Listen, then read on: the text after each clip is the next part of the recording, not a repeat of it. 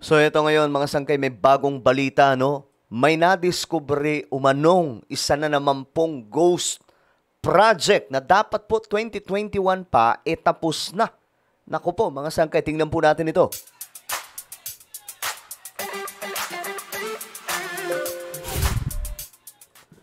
Yo guys, what's up? This is me. I'm back for another vlog today. At ito nga po mga sangkay, alam nyo, itong pagdating po sa mga ghost project, sabi ko nga, matagal na po itong nangyayari pero wala pong may presidente na naglalakas loob para po banggain ito. No? At ngayon, mga sangkay, ito ang nadiskubre na naman. Isa na naman pong ghost project. Ito po ay kalsada. Farm to Market Road. Na nakatenga mga sangkay na dapat po tapos na yan.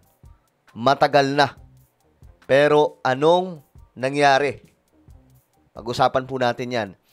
Anyway, bago tayo magtuloy-tuloy sa mga hindi pa po dyan nakakapag-subscribe, tayo po ay 1.57 or 58 na pala, 1.58 million subscribers na.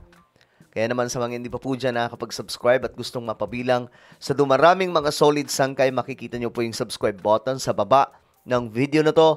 I-click nyo lamang po yung subscribe, i-click ang bell, at i-click nyo po yung all. Sa mga nanonood po sa Facebook, syempre, i-follow nyo po yung ating Facebook page. So ngayon mga sangkay, pag-usapan lamang po natin ito saglit. Kasi nga po, ito yung breaking news. Unfinished farm-to-market roads sa Davao Occidental.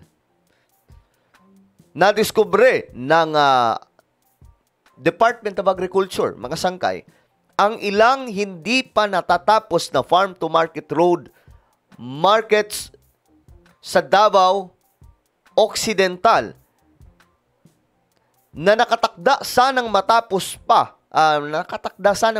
noon pang 2021. So 2021 pa lang tapos na dapat. Pero pag tiningnan po ninyo, yan po mga sangkay, walang nangyari. Pinagtripan lamang po yung kalsada. Maraming ganyan mga sangkay. Matagal na po itong nangyayari. Matagal na pong nangyayari yung ganyang klaseng kalokohan. Wala nga lang presidente na pumapalag o may bayag. Si BBM lamang po ang kaisa-isang presidente na gumawa mga sangkay ng aksyon. Kaya ngayon nakahanda na po yung kulungan para po sa mga korap.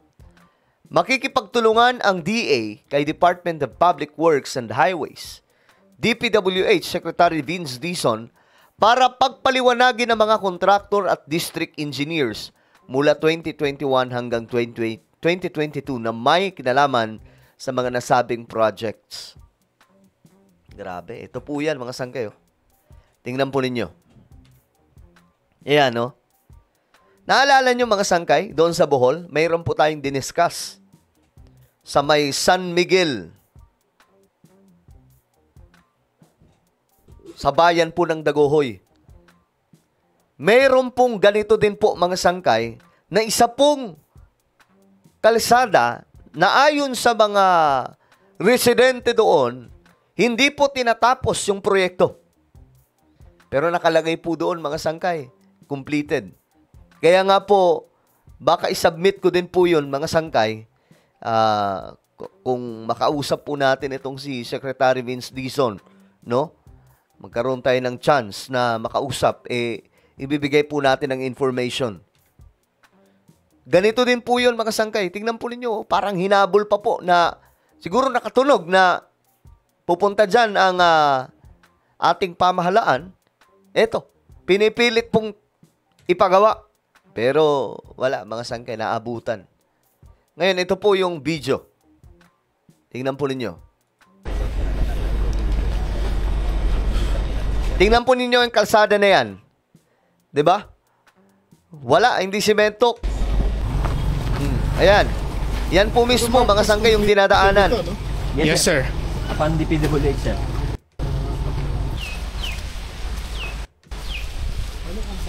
Grabe, oh. Wala talagang semento. Tingnan nyo. Kahalintulad po talaga ito sa blinag ko nakaraan, mga sangkay, doon po sa San Miguel, Daguhoy, na talagang ganyan din po yung kalsada. Farm to Market Road na hindi po ginawa.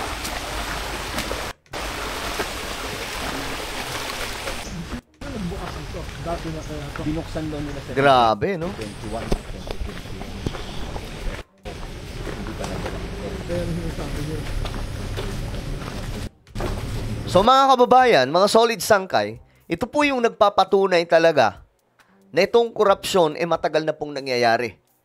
At kung babalikan po natin, nung panahon po ni PRRD, nabisto na po ito. Tingnan po ninyo mga sangkay, oh. Report says only 50% of fund really go to project itself due to DPWH corruption. Kailan yan? October 2020. Ayan po mismo mga sangkay. Na-discover na po ito. Pero may ginawa ba ang administrasyon at the time? Wala. Marami to mga sangkay. Maraming information about dyan. Walang ginawa ang mga nauna. I'm not saying PRRD lang. No? Kahit po yung mga nauna pang mga naging presidente, wala pong ginawang aksyon para dito. Ganyan po ka nakakagalit itong ginawa nitong mga dambuhalang opisyal ng ating gobyerno na pinaglaruan po ang ating bansa. Pero inyo yan mga sangka, tingnan nyo po, 2021, tapos na daw ito, pero ang nangyari, hindi pa kumpleto. Tingnan nyo, may semento ba dyan? Ghost Project, anak ng tokwa. Ito dapat ang kalsada, mga sangkay, ng mga magsasaka. Pero ayan po, nakatiwangwang, wala pong semento. Yes, sir. Kakapal ng mukha. Ayan po, mga sangkay, may semento na part, pero yan lang. Grabe, no?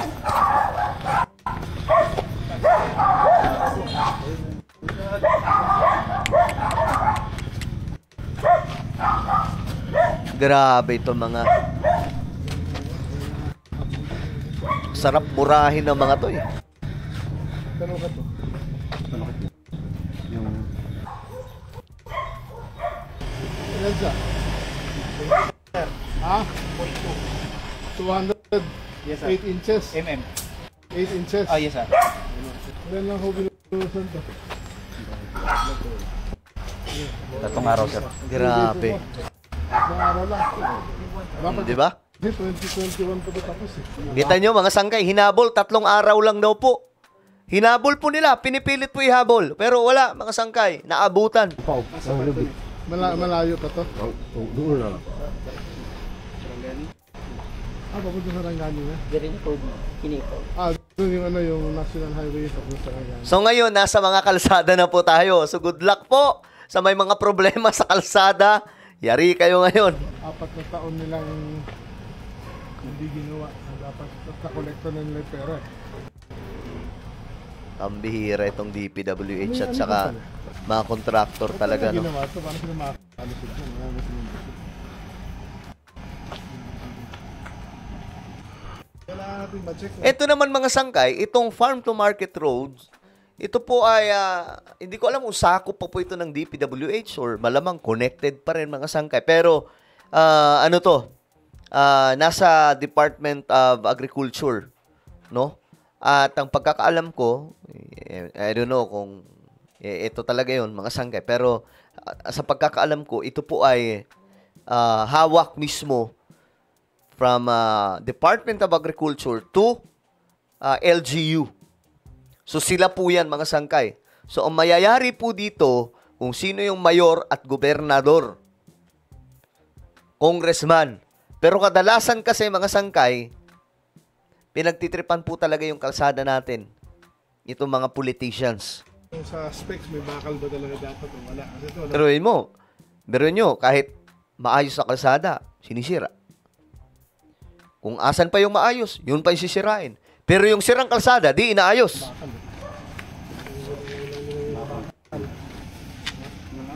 Grabe, no? Pinilit po. ihabol ng mga, kung sino mang mga siraulong. Tingnan nyo mga sangkay. Tingnan nyo yung ginawa nito mga pambihira. 2021, tapos na to dapat. Pero anong ginawa nila? Kaya nga po mga sangkay, pasalamat talaga tayo si BBM. May bayag na presidente. Kasi kung katulad lamang po siya sa ibang mga naunang mahihinang presidente, malamang wala pong mangyayari tuloy-tuloy. How long? 'Di ba? Gaano katagal, gaano kahaba na namang panahon, mga sangkay, nakukurapin yung mga proyekto ng Pilipinas. Diyos mio, Marimar. Nakakagalit po itong mga ginagawa nila, mga sangkay. Kaya tama po yung sinasabi po ng isang vlogger, no, na wala nang second chance kapag ganito na. Yung mga corrupt, billions of pesos ang ninakaw, wala nang second chance dyan. Dapat mabulok na sila sa kulungan. Anak ng toko, ito mga kontraktor yan eh. Kontraktor, DPWH, ito naman, malaki ang involvement din dito, mga sangkay. Siguro ng Department of Agriculture, no? May LGU, no? So, from ano talaga mga sangkay, grabe ang korupsyon, no? Na matagal na pong hindi nasusolusyonan. Kaya nga po dapat ang solution talaga dito itong blockchain. Dapat lahat ng project, lahat po ng pera ng kaban ng bayan, mai-blockchain na. Ito po ay blockchain technology na kung saan, kung ito po ay mai-implement sa lahat ng mga project, wala na pong mailulusot doon. Very transparent, hindi po nila pwedeng mabura sa record dahil nga po imposibleng mangyari yun. Makikita po doon kung sino mga magnanakaw. Mga walang hiya, kakapal ng mukha, anak ng toko. Tapos sasabihin nila, hindi po pwedeng, sasabihin nito mga DDS, hindi po pwedeng sa Davao lang. Hindi po pwedeng sa Mindanao. Dapat sa Luzon lang mag-inspeksyon. Ano kayo, sinuswerte? Kayo yung pinagpala. Tingnan yung ginawa sa inyong lugar. 'Di ba? Magpasalamat pa nga kayo kasi si BBM ngayon, tinutulungan lahat. Hindi lamang po mga Marcos loyalist, hindi lamang mga Dilawan, pati DDS. Kahit po yung mga lugar na mga Duterte supporters yung andun. Kasi gusto ni BBM pakita na po itong lahat. Kaya tama po ang sinabi na dapat 10 years or from 2016 to 2025, imbestigahan lahat ng yan. Wala pong dapat itago. Kita nyo sa mga nagsasabi dyan na walang korupsyon ng panahon ni PRRD. Tingnan nyo, even the former President Rodrigo Duterte nagsalita about dyan. Narampat nga po ang korupsyon. Tingnan po ninyo ang balitang to. 2020 pa po, mga sangkay, pero wala pong may ginawang aksyon. Bakit kaya? Ito nga yung tanong ko, bakit? Natakot ba si PRRD dahil malaking sindikato ang babanggain? Grabe. Well, ano po ang inyong opinion? Comment down below. Pambihira, mga sangkay. Meron po tayong YouTube channel, Sangkay Revelation. Hanapin nyo po ito sa YouTube ngayon din, mga sangkay. Kapag nakita nyo na, i-click nyo po yung subscribe, i-click ang bell, at i-click nyo po yung all. Ako na po ay magpapaalam. Mag-iingat pong lahat. God bless everyone.